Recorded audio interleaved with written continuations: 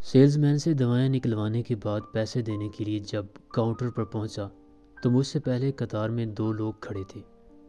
سب سے آگے ایک بوڑھی عورت، اس کے پیچھے ایک نوجوان لڑکا۔ میری دوائیاں کاؤنٹر پر سامنے ہی رکھی تھیں اور ان کے نیچے رسید دبی ہوئی تھی۔ ساتھ ہی 2 اور ڈھیر بھی تھے جو مجھ سے پہلے کھڑے لوگوں کے تھے۔ مجھے جلدی تھی کیونکہ گھر والے گاڑی میں بیٹھے میرا انتظار کر رہے تھے، مگر دیر ہو رہی تھی۔ بوڑھی عورت کاؤنٹر پر چپ چاپ کھڑی تھی۔ میں نے دیکھا وہ بار بار اپنے دبلے پتلے کانپتے ہاتھوں سے سر پر چادر جماتی تھی اور جسم پر لپیٹتی تھی۔ اس کی چادر کسی زمانے میں سفید ہو گئی مگر اب گھس کر ہلکی سرمائی سی ہو چکی تھی۔ پاؤں میں عام سی ہوائی چپل اور ہاتھ میں سبزی کی تھیلی تھی۔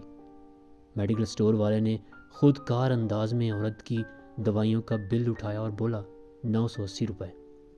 اس نے عورت کی طرف دیکھے بغیر پیسوں کے لیے ہاتھ آگے بڑھا دیا۔ عورت نے چادر میں سے ہاتھ باہر نکالا اور مٹھی میں پکڑے مڑے تڑے 50 روپے کے 2 نوٹ کاؤنٹر پر رکھ دیے، پھر سر جھکا لیا۔ بقایا دکاندار کی آواز اچانک دھیمی ہو گئی، بالکل سرگوشی کے برابر۔ اس نے عورت کی طرف دیکھا۔ بوڑھی عورت سر جھکائے اپنی چادر ٹھیک کرتی رہی۔ شاید 2 سیکنڈ کی خاموشی رہی ہوگی۔ ان 2 سیکنڈ میں ہم سب کو اندازہ ہو گیا کہ عورت کے پاس دوائیوں کے پیسے یا تو نہیں ہیں یا کم ہیں، اور وہ کشمکش میں ہے کہ کیا کرے۔ مگر دکاندار نے کوئی لمحہ ضائع کیے بغیر تیزی سے اس کی دوائیوں کا ڈھیر تھیلی میں ڈال کر آگے بڑھاتے ہوئے کہا، اچھا اماں جی، شکریہ۔ بوڑھی عورت کا سر بدستور نیچے تھا۔ اس نے کانپتے ہاتھوں سے تھیلی پکڑی اور کسی کی طرف دیکھے بغیر دکان سے باہر چلی گئی۔ ہم سب اسے جاتا دیکھتے رہے۔ میں حیران تھا کہ 980 روپے کی دوائیں اس دکاندار نے صرف 100 روپے میں دے دی تھی۔ اس کی فیاضی سے میں متاثر ہوا تھا۔ جو ہی وہ باہر گئی، دکاندار پہلے ہمیں دیکھ کر مسکرایا، پھر کاؤنٹر پر رکھی پلاسٹک کی ایک شفاف بوتل اٹھا لی جس پر لکھا تھا ڈونیشن فار میڈیسنز، یعنی دوائیوں کے لیے عطیات۔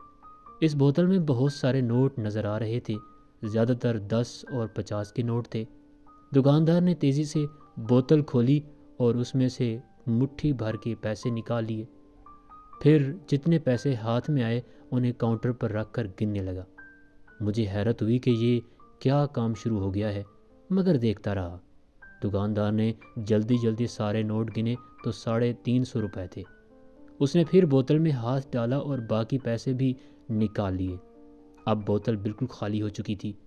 اس نے بوتل کا ڈھکن بند کیا اور دوبارہ پیسے گننے لگا۔ اس بار کل ملا کر 550 روپے بن گئے تھے۔ اس نے بوڑھی عورت کے دیے ہوئے 50 کے دونوں نوٹ بوتل سے نکلنے والے پیسوں میں ملائے اور پھر سارے پیسے اٹھا کر اپنی دراز میں ڈال دیے۔ پھر مجھ سے آگے کھڑے گاہک کی طرف متوجہ ہو گیا، جی بھائی۔ نوجوان نے جو خاموشی سے یہ سب دیکھ رہا تھا، 1000 کا نوٹ آگے بڑھا دیا۔ دکاندار نے اس کا بل دیکھ کر نوٹ دراز میں ڈال دیا اور گن کر 330 روپے واپس کر دیے۔ ایک لمحہ رکے بغیر نوجوان نے بقایا ملنے والے نوٹ پکڑ کر انہیں تہیا کیا، پھر بوتل کا ڈھکن کھولا اور سارے نوٹ اس میں ڈال کر ڈھکن بند کر دیا۔ اب خالی ہونے والی بوتل میں پھر سے 100 کے 3 اور 10 کے 3 نوٹ نظر آنے لگے تھے۔ نوجوان نے اپنی تھیلی اٹھائی، زور سے سلام کیا اور دکان سے چلا گیا۔ بمشکل 1 منٹ کی اس کارروائی نے میرے رونگٹے کھڑے کر دیے تھے۔ میرے سامنے چپ چاپ ایک عجیب کہانی مکمل ہو گئی تھی، اور اس کہانی کے کردار اپنا اپنا حصہ ملا کر زندگی کے اسکرین سے غائب ہو گئے تھے۔ صرف میں وہاں رہ گیا تھا جو اس کہانی کا تماشائی تھا۔ بھائی، یہ کیا کیا ہے آپ نے؟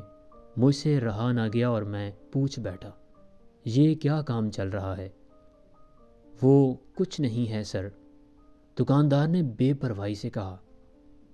ادھر یہ سب چلتا رہا، مگر یہ کیا ہے؟ آپ نے تو عورت سے پیسے کم لیے ہیں، پورے 800 روپے کم، اور بوتل میں سے بھی کم پیسے نکلے ہیں، تو کیا یہ اکثر ہوتا ہے؟ میرے اندر کا پرانا صحافی بے چین تھا جاننے کے لیے کہ آخر واقعہ کیا ہے؟ کبھی ہو جاتا ہے سر، کبھی نہیں، آپ کو تو پتہ ہے کہ کیا حالات چل رہے ہیں، دکاندار نے آگے جھک کر سرگوشی میں کہا۔ دوائیں اتنی مہنگی ہو گئی ہیں، سفید پوش لوگ روز آتے ہیں، کسی کے پاس پیسے کم ہوتے ہیں، کسی کے پاس بالکل نہیں ہوتے، تو ہم کسی کو منع نہیں کرتے، اللہ نے جتنی توفیق دی ہے اتنی مدد کر دیتے ہیں، باقی اللہ ہماری مدد کر دیتا ہے۔ اس نے بوتل کی طرف اشارہ کیا۔ یہ بوتل کتنے دن میں بھر جاتی ہے؟ میں نے پوچھا۔ دن کدھر سر، وہ ہنسا، یہ تو ابھی چند گھنٹے میں بھر جائے گی۔ واقعی؟ میں حیران رہ گیا۔ پھر یہ کتنی دیر میں خالی ہوتی ہے؟ یہ خالی نہیں ہوتی سر، اگر خالی ہو جائے تو 2 سے 3 گھنٹے میں پھر بھر جاتی ہے، دن میں 3-4 بار خالی ہو کر بھرتی ہے۔ شکر الحمدللہ۔ دکاندار اوپر دیکھ کر سینے پر ہاتھ رکھا اور بولا، اتنے لوگ آ جاتے ہیں، پیسے دینے والے اور لینے والے بھی، میں نیکی کی رفتار سے بے یقینی میں تھا۔ ابھی آپ نے تو خود دیکھا ہے سر۔ وہ ہنسا۔ بوتل خالی ہو گئی، مگر کتنی دیر خالی رہی؟ شاید 10 سیکنڈ۔ ابھی دیکھیں۔ اس نے بوتل میں پیسوں کی طرف اشارہ کیا۔ پیسے دینے والے کون ہیں؟ ادھر کے ہی لوگ ہیں سر، جو دوائیں لینے آتے ہیں وہی اس میں پیسے ڈالتے ہیں، اور جو دوائیں لیتے ہیں ان پیسوں سے وہ کون لوگ ہیں؟ میں نے پوچھا۔ وہ بھی ادھر کے ہی لوگ ہیں، زیادہ تر بوڑھے، بیوائیں اور کم تنخواہ والے لڑکے ہیں جن کو اپنے والدین کے لیے دوائیں چاہیے ہوتی ہیں، اس نے بتایا۔ لڑکے؟ میرا دل لرز گیا۔ لڑکے کیوں لیتے ہیں چندے کی دوائیں؟ سر اتنی بے روزگاری ہے، بہت سے لڑکوں کو تو میں جانتا ہوں، ان کی نوکری کرونا کی وجہ سے ختم ہو گئی ہے، اس نے دکھی لہجے میں کہا۔ اب گھر میں ماں باپ، بچے ہیں، دوائیں تو سب کو چاہیے، تو لڑکے بھی اب مجبور ہو گئے ہیں اس بوتل میں سے دوا لینے کے لیے۔ کیا کریں؟ کئی بار تو ہم نے روتے ہوئے بھی دیکھا اس میں سے لڑکوں کو پیسے نکالتے ہوئے۔ یقین کریں ہم خود روتے ہیں۔ مجھے اس کی آنکھوں میں نمی تیرتی نظر آنے لگی۔ اچھا میرا کتنا بل ہے؟ میں نے جلدی سے پوچھ لیا کہ کہیں وہ میری آنکھوں کی نمی نہ دیکھ لے۔ 740 روپے، اس نے بل اٹھا کر بتایا اور ایک ہاتھ سے اپنی آنکھیں پوچھی۔ میں نے بھی اس کو 1000 کا نوٹ تھمایا اور جو پیسے باقی بچے بوتل کا ڈھکن کھول کر اس میں ڈال دیے۔ جزاک اللہ سر۔ وہ مسکرایا اور کاؤنٹر سے ایک ٹافی اٹھا کر مجھے پکڑا دی۔ میں سوچتا ہوا گاڑی میں آ بیٹھا۔ غربت کی آگ ضرور بھڑک رہی ہے، مفلسی کے شعلے آسمان سے باتیں کر رہے ہیں، مگر آسمانوں سے ابابیلوں کے جھنڈ بھی اپنی چونچوں میں پانی کی بوندیں لیے قطار باندھے اتر رہے ہیں۔